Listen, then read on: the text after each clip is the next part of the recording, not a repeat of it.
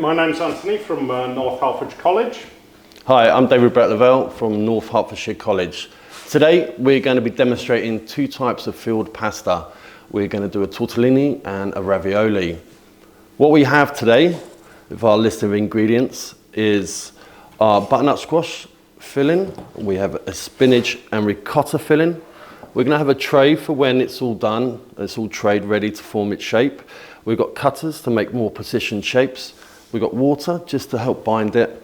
And of course, we've got our dough. There is a previous video that we've made on how to make dough. So if you haven't seen it, have a look. Anthony, if you would, please. Sure, right, okay. So this dough has been rested for 20 minutes in the fridge. So it's chilled.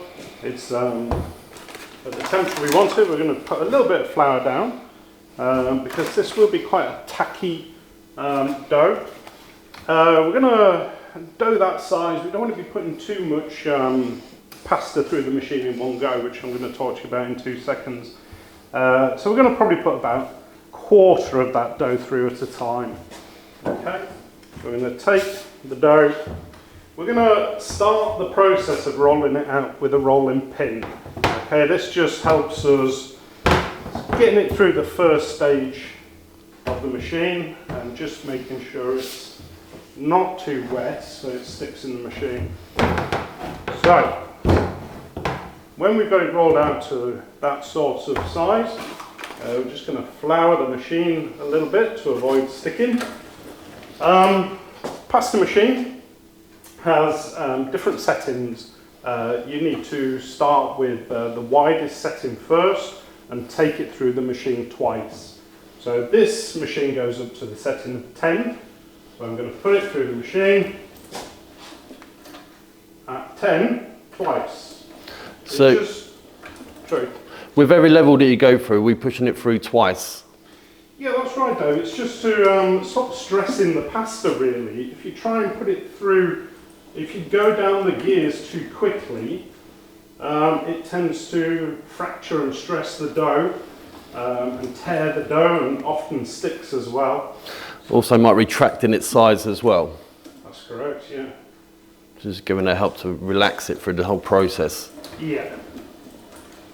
And for making filled pasta, so ravioli and tortellini today, what number do we want it to go down to? We're going to take this down to about 1.5 on this machine, Dave. All machines are, well, some machines are slightly different, but with experience, 1.5 is usually about the right sort of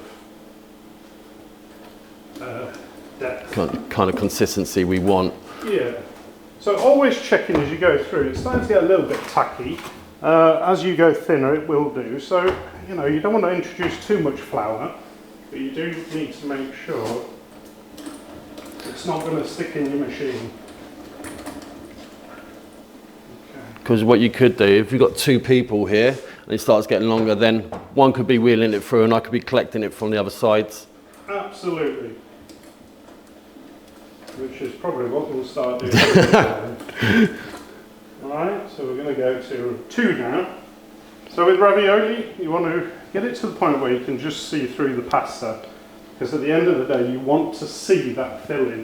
Do you want me to pull it, grab it as it comes through? Yeah, Just using the back of my hands to do this, because sometimes with the fingers, you might get stuck, you might stretch it more than you want to, also you might tear it. So how's that looking? It's looking good, Chef. Want to go one again? I think we're okay, Chef. I just want to flour it a little bit, because I know what you mean by it being a bit tacky. So we want to move it across. It's really important with the pasta that we're going to cover it because we don't want it to dry out too much. We want to keep it, so we want to dust it a little bit. It's going to protect it. But the reason for us covering it is because it's easier and more manageable if it was left to dry out now. Trying to form it, trying to shape it, all we're going to do is end up tearing it and we're not going to get the desired product or end that we want. So Chef, if you would, put it there. It doesn't need to be tightly covered, you just want to stop that air go into it so it's just a bit more protected. There you go. I mean, we're using cling film, but if you could use a bag, transparent bag, any kind of protection form. And we're just going to go through the process again because... Roll the pin, chef. There you go. Thank you. Because we want it to relax, we want it to be manageable when we're doing our shaping. So when it comes to doing the tortellinis, we're going to cut them out individually, but for the ravioli, we're going to do them in long sheets like this. So it's your decided fact that how you want it at the end. So if you want it to have it more a homely feel, more rustic feel, then you can do it much more individually. You know, you can do it like this. It's not necessarily about the position that you want of it, because you want that authenticity when you're presenting. But if we were cooking somewhere more fine dining, then we will definitely use cutters to get that precision shape, because we want it uniform. So when it cooks as well, that has that kind of consistency for it. So you don't want some that are a bit too al dente, too to tooth. We want it all consistent. So when you're eating it, you're getting that same experience while eating. How are we looking, chef? We're getting there. Almost. I mean, you can get these machines, and they're electric machines that are quite nice and easy, aren't they? But where's the fun in that, chef? That's right. It's like a little workout. We'll go one 12 days, but we'll have a little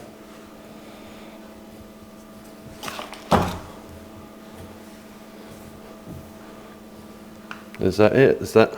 Yeah, we'll go again. Yep. Okay. So final time.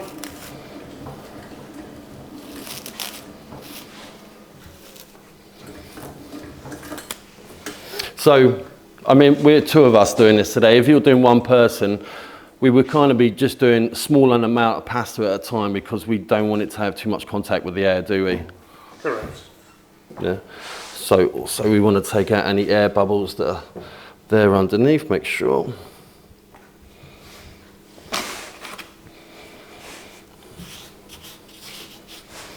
So,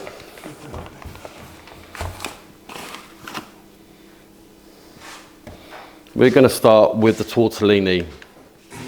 So now we're going to use the cutter to cut the pasta for tortellinis. So when we're pressing down, we're making sure that we've got the right size, but we're really giving it a good push down, make sure that pasta's released from the cutter, because what we don't want to do is have it stuck there or stuck to the bench when we're trying to form these shapes. So good push down. Give it a little swirl, help the pasta release from that. Perfect.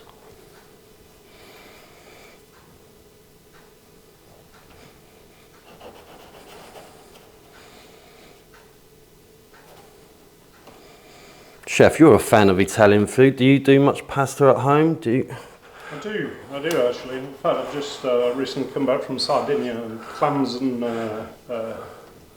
pasta and clams, beautiful. Nice. Simple, obviously the simple sauces, pastas there to bind to the sauce for the flavours.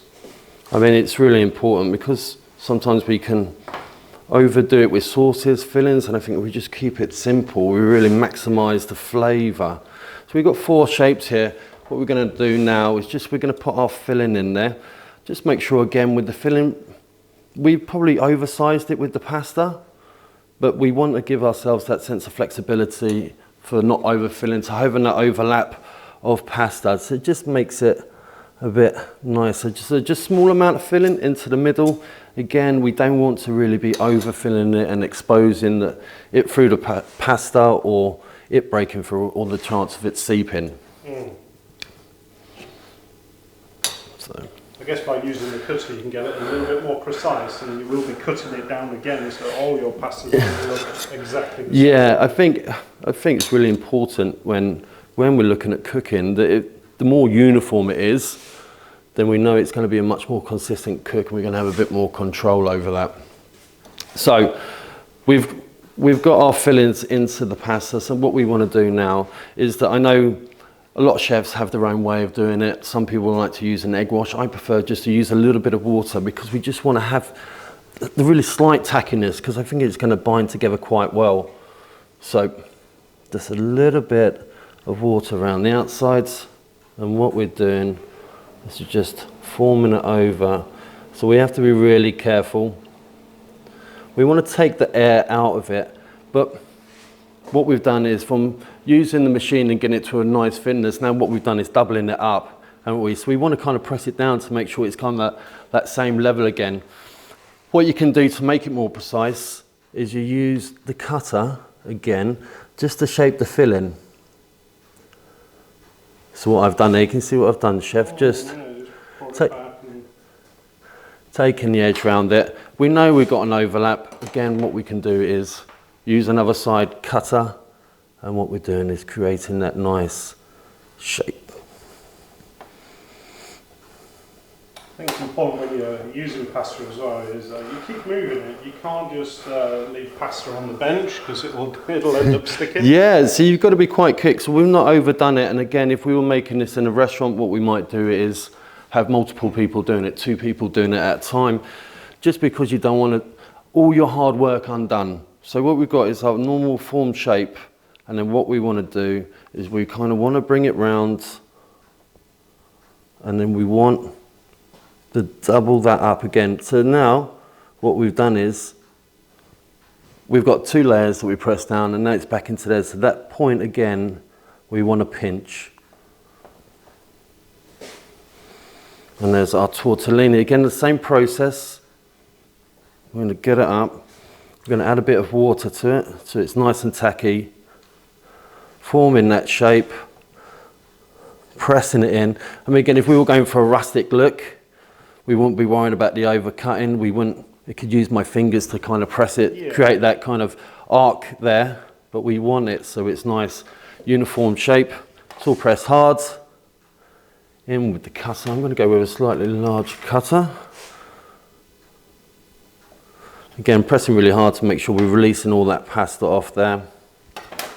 What we're doing again, all we're doing really is bringing the edges in. So we're almost kind of rolling it over on itself, bringing that pasta over and bringing the 2 points together. And then again, where it meets, we want that pressing down.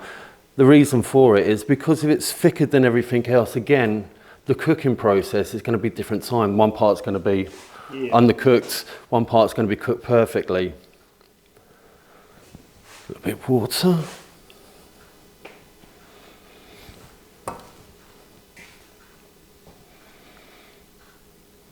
How many of these would you give per portion, would you say? So for a starter or a main course? I think varying on the size of it, I think they're quite small. I think it could be really good accompany for a dish. So for a starter, you might want to do 2 or 3, but with another element onto that dish. Yeah. For main course, again, if it was just going to be all pasta by itself, you know, you're thinking about the weight and the size of it and how much filling. I mean, at the end of the day, if you've got a really rich filling in there, how much are you going to be able to tolerate to eat? How much is it going to be enjoyable at the end? I think that's important in terms of the flavour profiles of pasta. Whatever your dish you're creating, those fillings have to pack punch, don't they? They have to have flavour. Because obviously the pasta, whilst it is a flavour on its own, you need a strong flavour to go with it. Well, I think we talk about food and we talk about the potential of everything, don't we? So we want to get the potential. So the more elements we put into it, the stronger the flavour profile, the more elements. Sometimes some things get lost in there. So if you've got something rich, you might want to have something with acidity to break through that richness. So again, if it's too much cheese, where's it going to lead onto it? We're going to accompany it with a nice salad or... So again, we're just shaping it out. Cutting the pasta, make sure it's all the way through. No loose ends. Press all that air out. Get rid of all the scrap ends. And then we're just folding it over. Bringing the 2 points together, making sure, again, when we're pressing it down to the level of pasta, the thickness that we wanted. And there is our tortellinis. So that was one process of doing it. Another filled pasta we're going to do, we're going to be doing raviolis. Similar process, but instead of cutting it out, we're going to take the whole strip of pasta and we're going to fold it onto itself.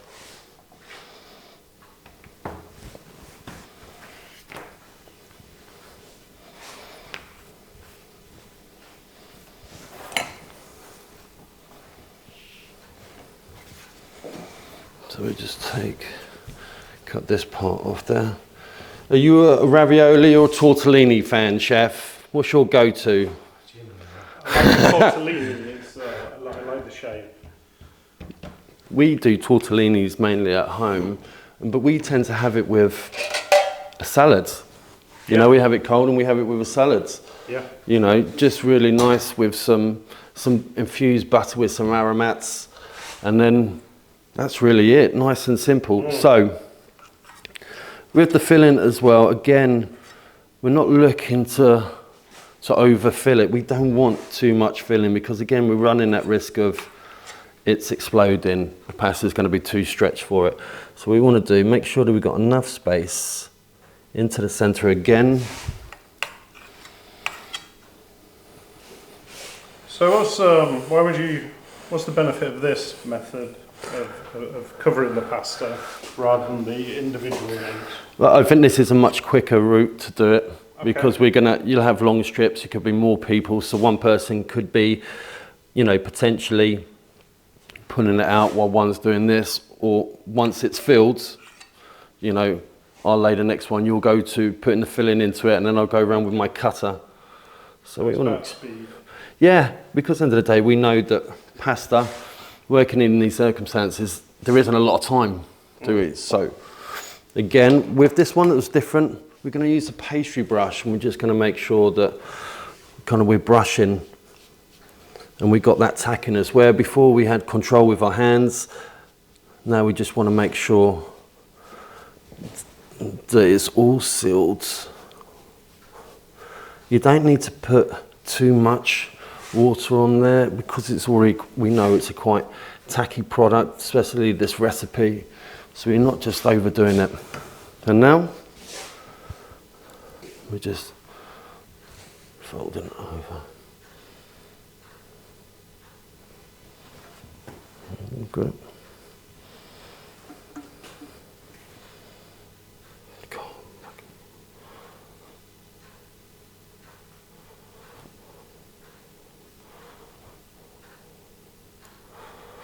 So we know there's air pockets in there.